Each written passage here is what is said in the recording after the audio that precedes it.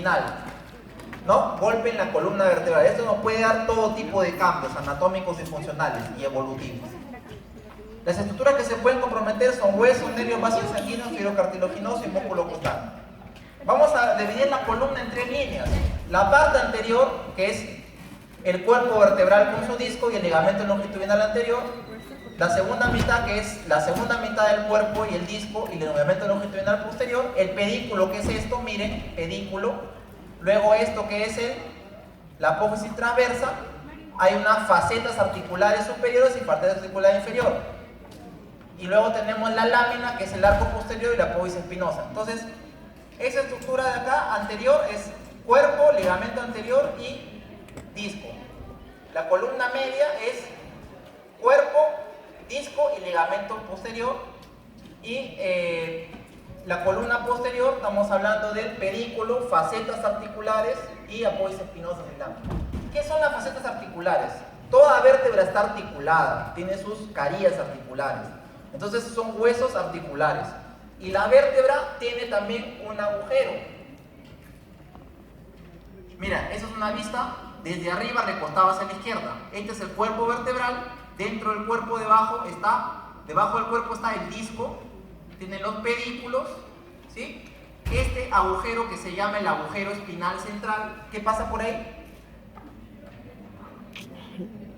La médula, ¿no? ¿Y la médula hasta dónde llega en el humano adulto? Hasta la parte inferior de L1, lo que se llama el cono medular, ¿no? Y de ahí se continúa ¿con qué cosa? Con las raíces nerviosas de la cola de caballo, caudequina. También, doctores, así como hay un agujero central, hay un agujero lateral. Este agujero lateral se llama forámina. Agujero lateral, forámina o agujero de conjunción. ¿Lo ven acá? Esta es una vista de costado izquierdo, ¿de acuerdo? Entonces, miren, acá tienen el cuerpo vertebral, el pedículo, ¿no? Tiene una parte que está entre las articulaciones, se llama pars interarticularis, de la cual sale la articulación o faceta articular superior, la faceta articular inferior, que se articula con la vértebra de abajo. Entre los cuerpos vertebrales hay este disco vertebral, ¿sí? Cuando este disco se hernia, se llama la hernia de disco. No es menester de esta clase, pero lo menciono. Hay un ligamento longitudinal anterior. Longitudinal anterior. ¿Anterior a quién? Al cuerpo vertebral. Y hay un ligamento longitudinal posterior. ¿Posterior a quién? Al cuerpo vertebral. Entonces, dijimos que hay un agujero lateral también. ¿Qué sale por este agujero? En toda la parte de la columna. Las raíces nerviosas. Raíces vienen de radícula. Radicular. Cuando hablamos de raíz nerviosa, hablamos de lo radicular. ¿De acuerdo? Entonces, y tenemos esto de acá, miren, doctores, esto es un arco posterior, es como un arco que está atrás. Ese arco, doctores, se llama lámina. ¿Por qué es importante la lámina? Porque como esto engloba a la médula, cuando la médula se hincha, ¿usted cree que por el hueso tendrá espacio para extenderse? No. O sea, cuando hay un golpe en la médula y esta se dilata, se hincha, no tiene espacio a donde expandirse. Y se muere, se isquemia, así como el encéfalo en el TEC, ¿de acuerdo? Entonces, ¿qué sucede acá? Si nosotros rompemos la lámina, le estaremos haciendo lo que se llama la laminectomía, que es el arco posterior, lo rompemos. ¿Y eso qué nos va a dar? Nos va a dar que la médula pueda respirar. Entonces, cuando hay una compresión medular, le hacemos una laminectomía. Es una de las cirugías que se hace en la compresión medular. Y cuando nosotros, aparte de eso, queremos fijarlos con tornillos, la columna, porque la columna tiene dos lesiones básicas, una por compresión nerviosa y otra por inestabilidad. Cuando es la compresión nerviosa podemos hacerle laminectomía y cuando es por inestabilidad podemos ponerle tornillos y barras. Cuando hacemos eso, los tornillos los ponemos a través del pedículo que está acá. Desde atrás le ponemos los tornillos. Entonces eso es una fijación transpedicular. ¿Ven? Entonces, cuerpo vertebral con disco, pedículos, ¿sí? Apófisis transversa, agujero espinal central, lámina o arco posterior y la apófisis espinosa, ¿sí? Acá tenemos, esto es una vista axial, acá tenemos una vista de costado. Entonces tenemos cuerpo vertebral, disco, acá tenemos otro cuerpo, acá ya no hay un agujero central como acá, sino acá hay un agujero lateral o forámina, por ahí que sale, la raíz nerviosa. Tenemos las facetas articulares que articulan las vértebras y tenemos entre la articulación superior e inferior tenemos una par de articulares y la apófisis espinosa. Miren acá cómo están graficadas la primera, la segunda y la tercera línea de N. Esto no voy a dejar que ustedes lo revisen, solo lo estoy mencionando para que sepan qué hacemos en la cirugía. Las vértebras están articuladas, contienen a la médula y contienen a las raíces nerviosas o región radicular. La médula no está totalmente expuesta, está recubierta por meninges. ¿Y las meninges qué capas tienen? De afuera, mejor dicho, de adentro hacia afuera. Tienen la pía madre, la aracnoides y la dura madre. La dura madre y la más externa. Cuando hablamos de dura madre, en la médula hablamos del saco dural. La médula, en los segmentos cervicales superiores, tiene la particularidad que las fibras de las extremidades superiores están mediales al centro y las extremidades inferiores están las fibras hacia afuera. La parte anterior, anterolateral de la médula tiene que ver con la parte motora y la parte posterior, mejor dicho, la parte lateral posterior tiene que ver con la parte sensitiva y la parte netamente posterior tiene que ver con la parte de la propiocepción. ¿De acuerdo? Entonces, eso son algunas de las funciones de la médula y la particularidad que ya dijimos en cervical. Esos son esquemas para que ustedes lo vean. ¿De acuerdo? Bueno, entonces hay un complejo funcional. En la parte cervical, quiero que noten que la vértebra cervical 1, cuyo otro nombre es atlas, rodea a la punta que tiene la segunda vértebra cervical que se llama axis. Esa punta se llama apófisis con la forma de un diente, apófisis odontoides. ¿Se acuerdan de eso? Entonces, el C1 rodea la apófisis odontoides y esta vértebra C1 atlas con C2 axis, aparte de unirse entre sí, se unen con el hueso occipital, o sea, con el cráneo. Lógico, pues el cuello está pegado al cráneo, eso es evidente. Entonces, tiene que estar cerca el uno del otro para que esté todo normal. Las vértebras C1 y C2 son arcos sui generis. En cambio, las vértebras dorsales y lumbares, ¿no? Generalmente tienen un cuerpo, pedículo, una lámina que es el arco posterior y los agujeros y articulaciones de los que ya hablamos. En las vértebras cervicales dijimos que hay una C1 y C2. Hay más vértebras cervicales, que son desde el C3 al C7. Las vértebras C3 al C7 toman el nombre de subaxial. ¿Por qué se llama subaxial? Porque está debajo del axis. Subaxis. Entonces, la vértebra C3 a C7 tienen unas masas laterales articulares. ¿Por qué es importante? Porque en la vértebra cervical, esas masas laterales, por ahí ponemos tornillos nosotros. ¿Por qué son importantes los pedículos en la columna lumbar y dorsal? Porque por ahí ponemos tornillos también. ¿Y por qué es importante la lámina? Porque cuando rompemos la lámina, o sea el arco posterior, le hacemos laminectomía y eso descomprime la médula. ¿Por qué es importante el cuerpo? Porque a veces se puede romper, generalmente en el cervical, el cuerpo y le hacemos corpectomía. Eso también descomprime a la médula. ¿Y por qué es importante el disco? Porque le hacemos disectomía. Disectomía viene de disco, sacar disco. Entonces son estructuras anatómicas que nos van a repercutir en el tratamiento quirúrgico. Luego tenemos el disco que tiene un anillo fibroso y un núcleo pulposo. Muy bien, entonces ya que vimos la parte anatómica, vamos a volver al TBM de manera más fluida. La incidencia está en 3 a 5 aproximadamente por cada 100.000 habitantes. La edad está entre 15 a 35 años y luego mayores de 55 años. ¿Por qué tiene otro pico nuevamente? Porque los mayores de 55 años ya tienen problemas de columna, sea degenerativo o sea de tipo desmineralizante, como por ejemplo la osteoporosis. Más predominio es en los varones, nosotros estamos más afectados. Las causas más frecuentes, pregunta de examen, accidente de tránsito, similar al tecno, o sea, los dos tienen causa principal el accidente de tránsito. Luego siguen todos los demás que están ahí.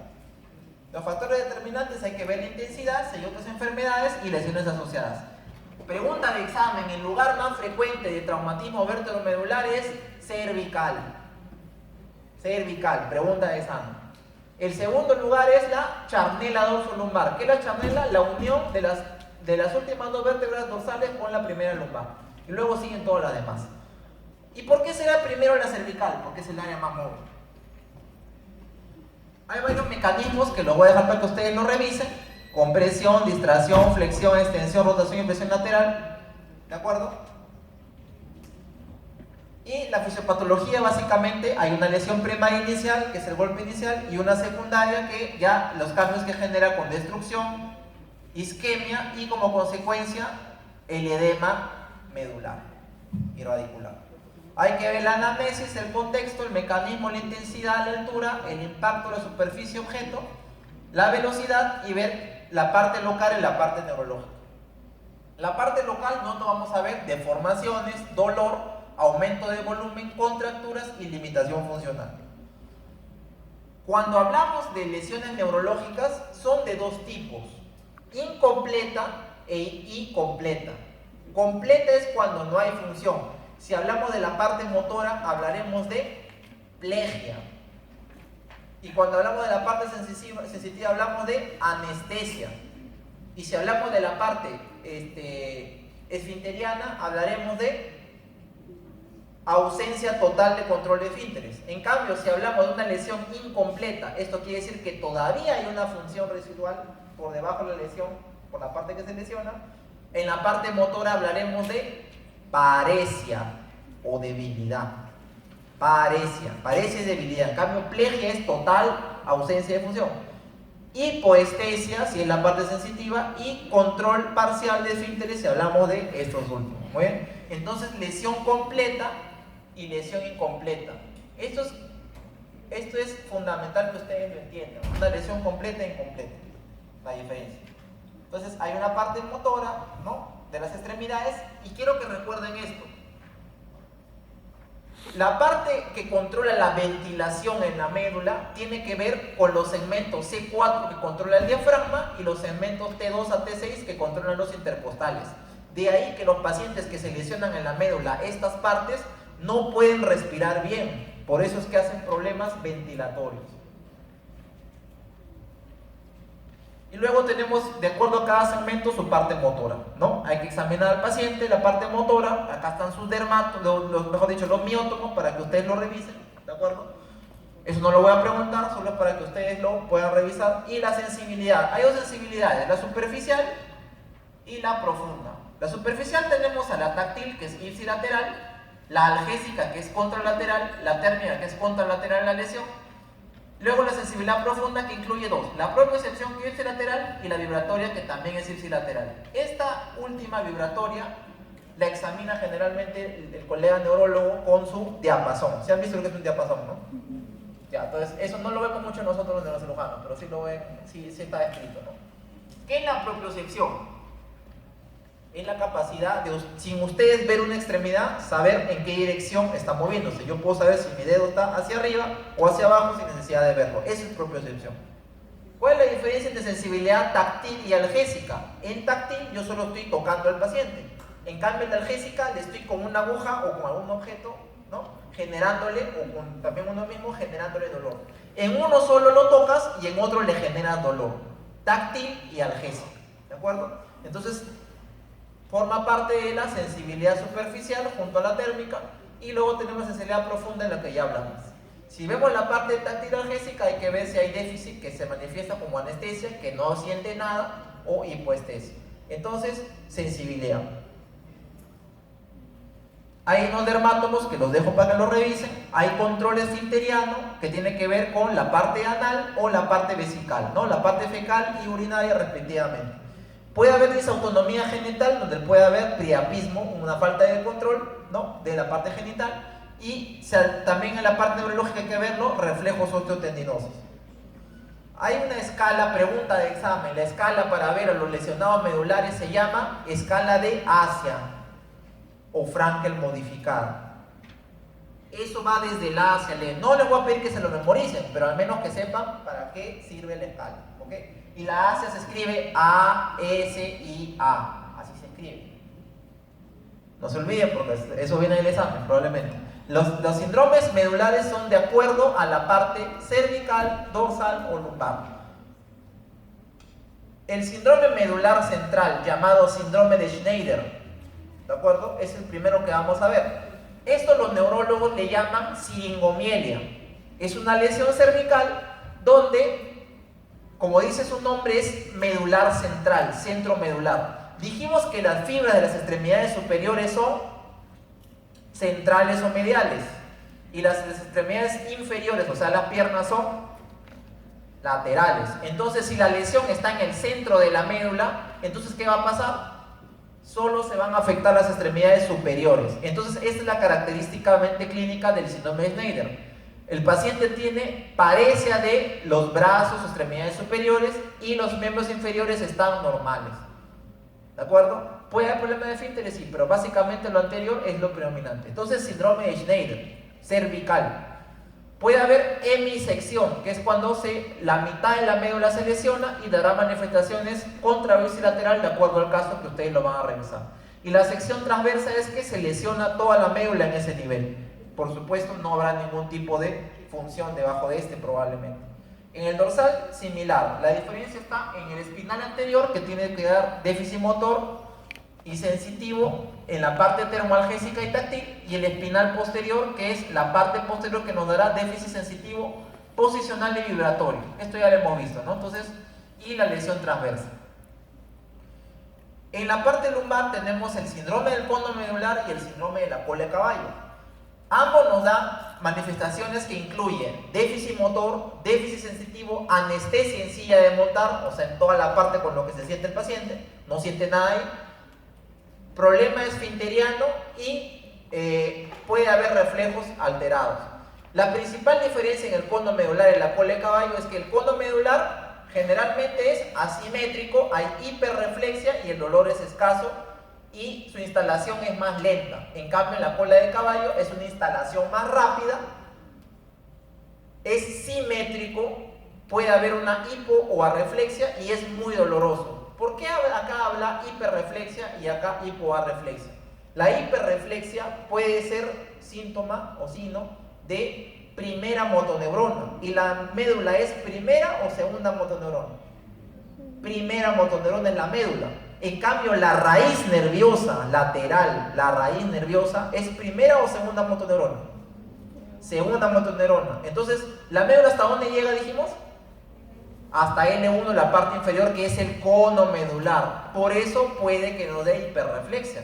Y la cola de caballo o caudequina está debajo de L1. Entonces probablemente nos dé hipo o arreflexia, que son síntomas probablemente de segunda motoneurona. ¿De acuerdo? Entonces eso principalmente para tenerlo en cuenta. Muy bien. Disculpen. Estoy en clase de Juan. Termino.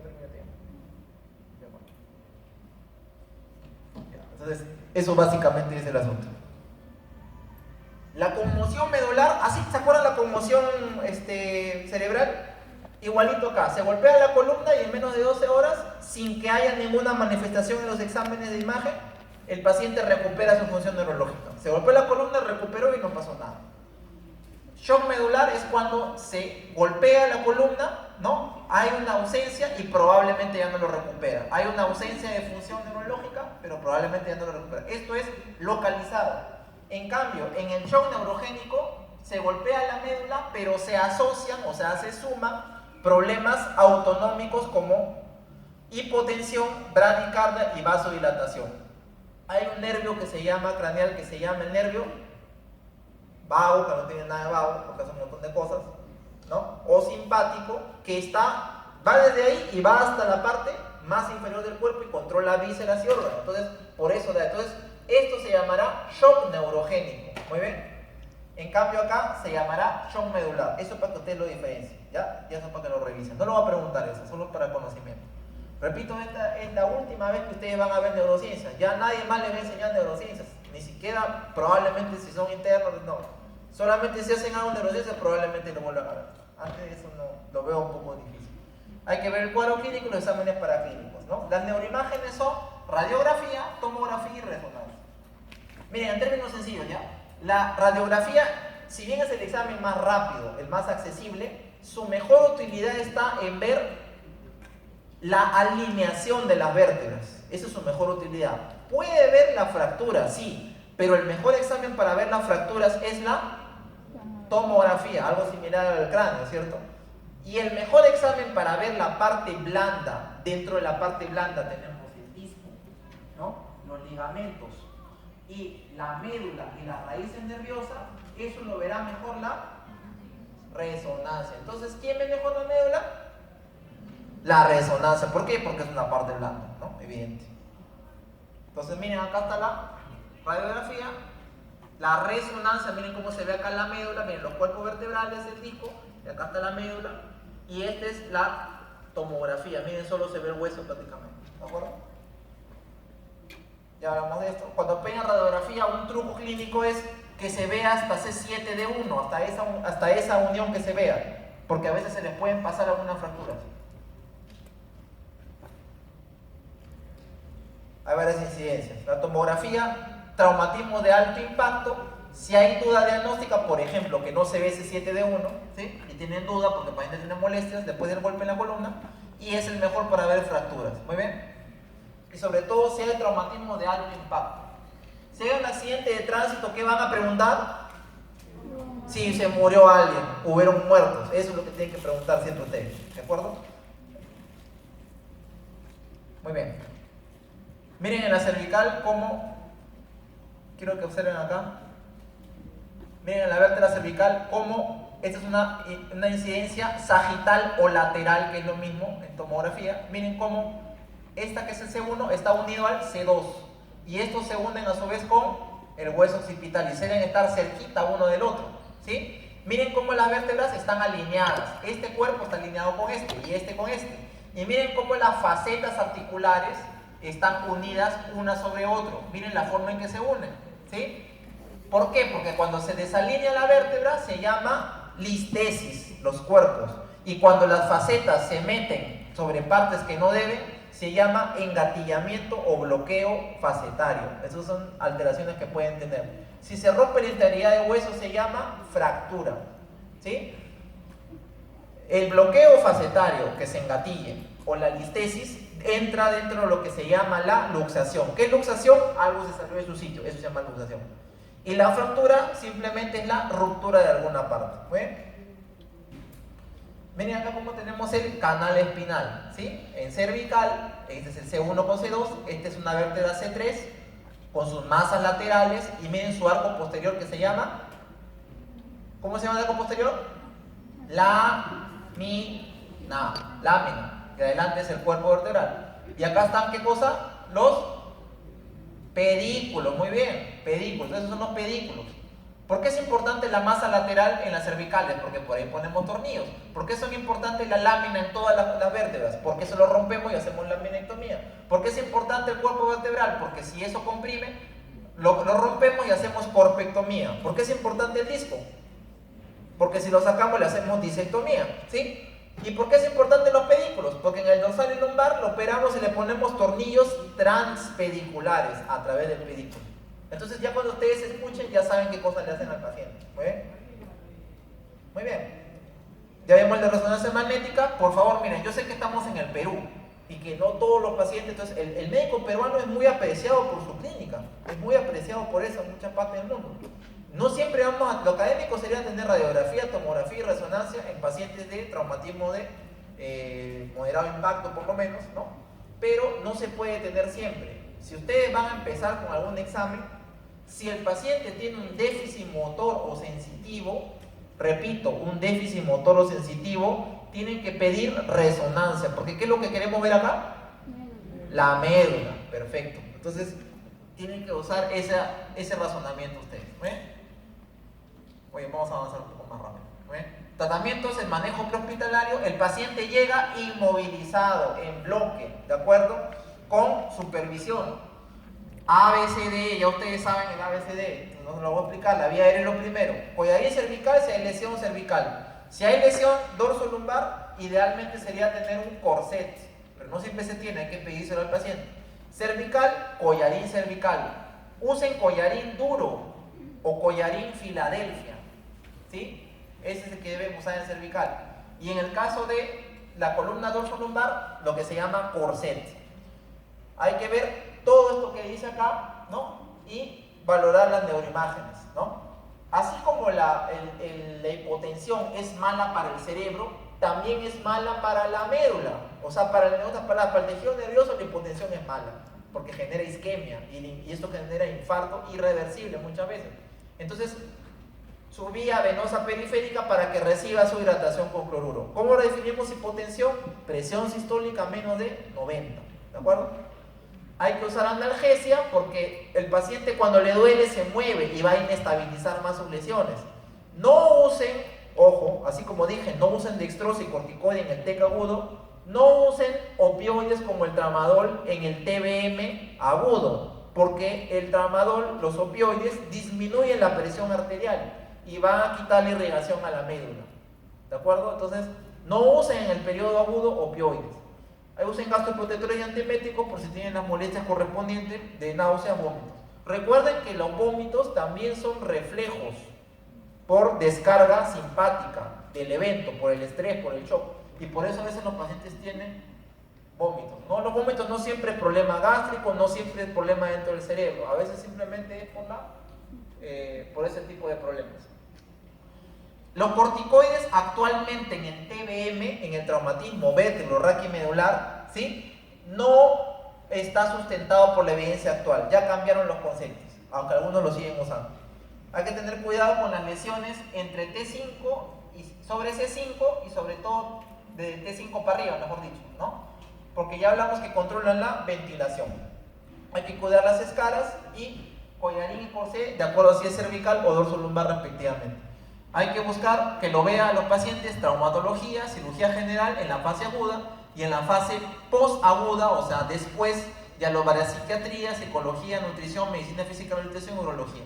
¿Por qué urología? Porque hacen vejiga neurogénica algunos. ¿Por qué medicina de rehabilitación? Bueno, su nombre se explica solo.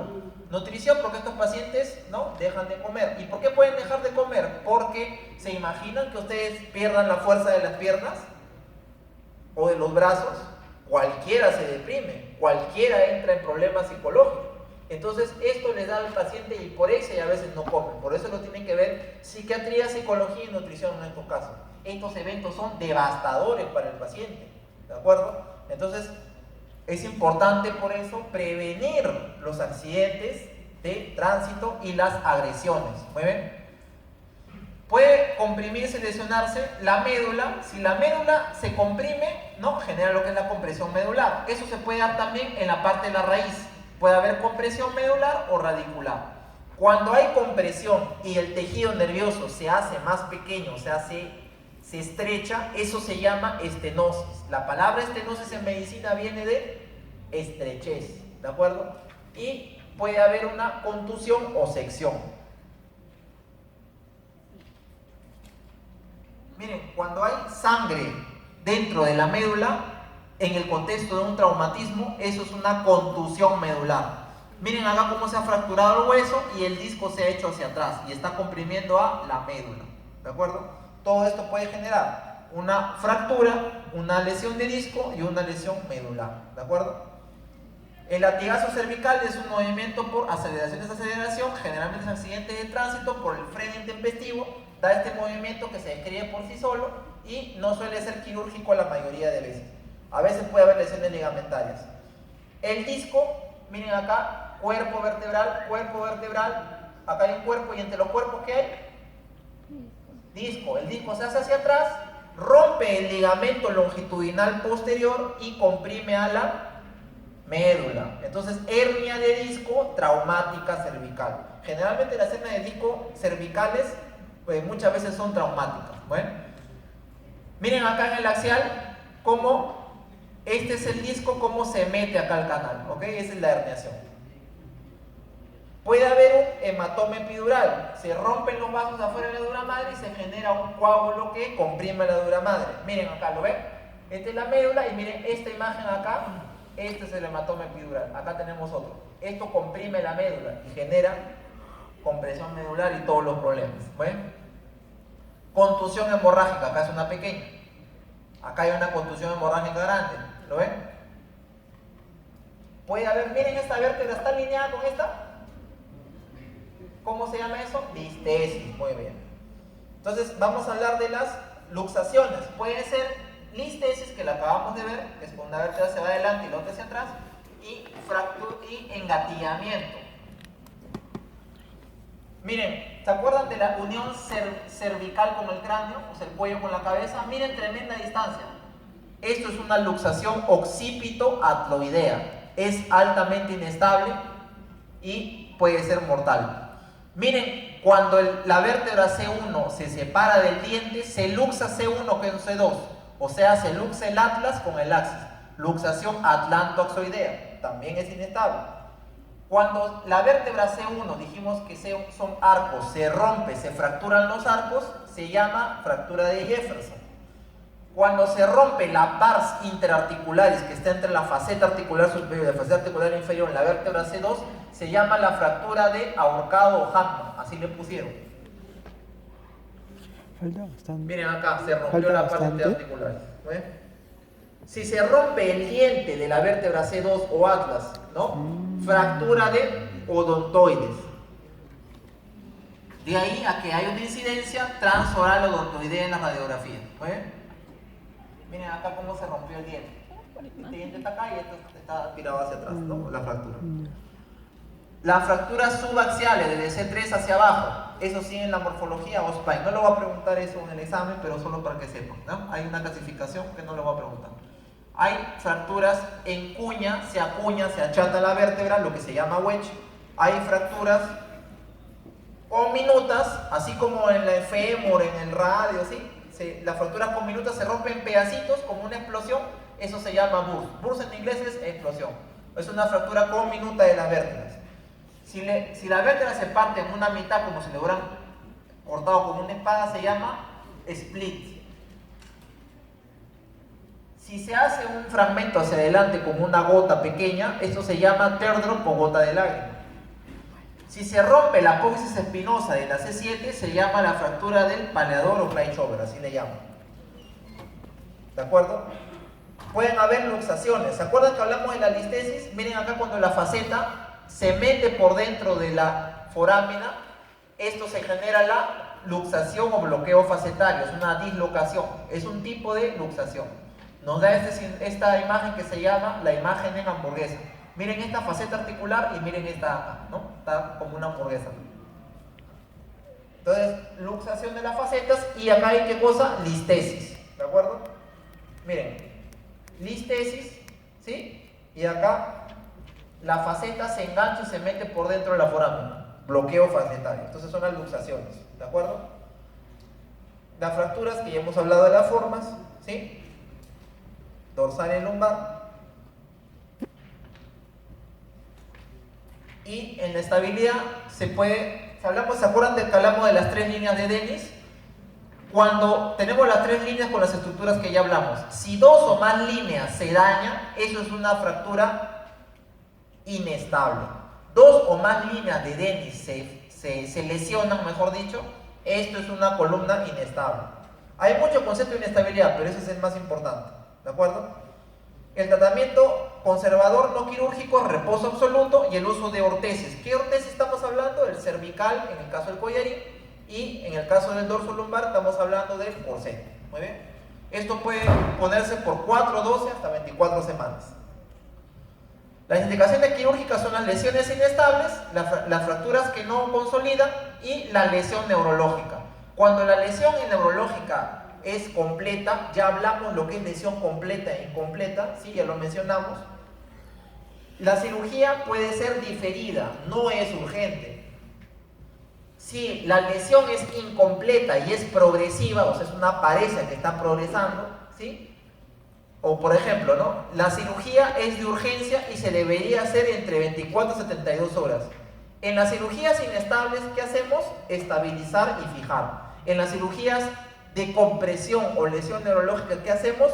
Descomprimir. Son dos conceptos diferentes. Una cosa es estabilizar y otra cosa es descomprimir. Muy bien. Entonces, básicamente esa es. Muy bien.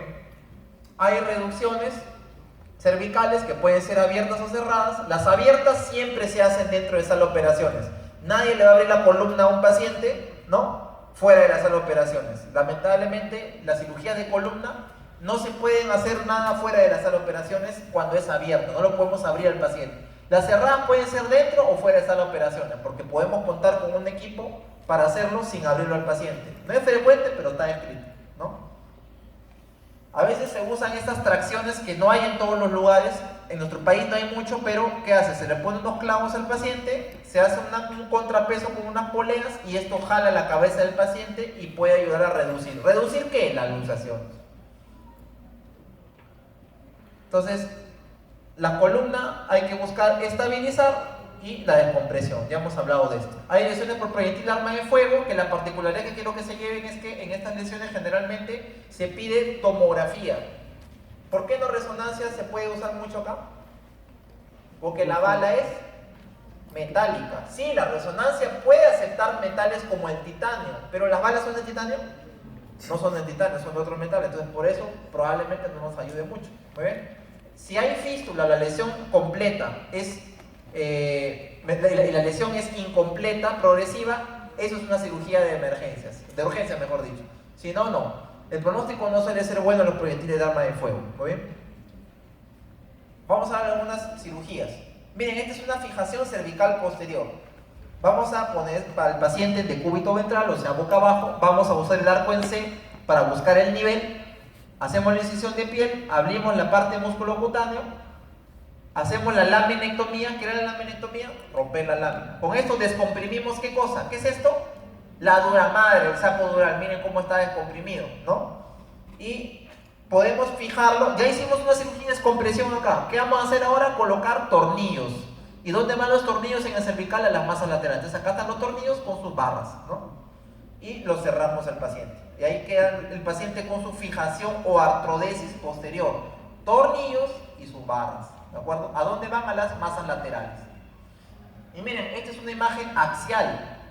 Este es el cuerpo vertebral. Estas son las masas laterales con su tornillo. Acá mejor lo ven, ¿no? También los tornillos.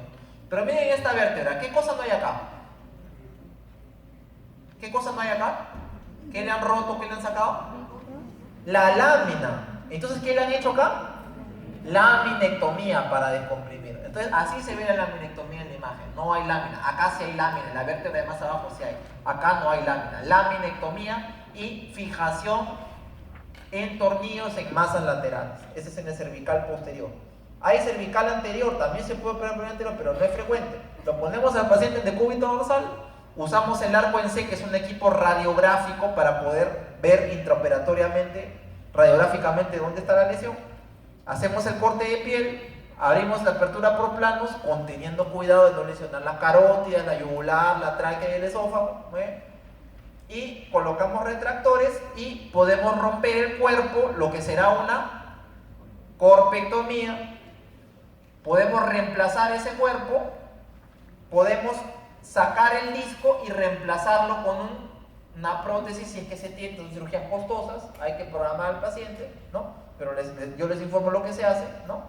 Y podemos colocarle tornillos, pero ya no van a las masas laterales por atrás, sino van a la estructura más anterior, que es el cuerpo vertebral. Bueno, entonces su placa, y miren cómo queda, es una imagen de perfil derecho, lateral derecho, miren, su placa y sus tornillos. ¿Ven? Ya está. Miren acá, en la parte dorsal y lumbar el paciente va boca abajo, de cúbito ventral. Usamos el arco en C para verificar, hacemos la incisión de piel, músculo cutáneo y vamos a buscar las láminas, ¿no?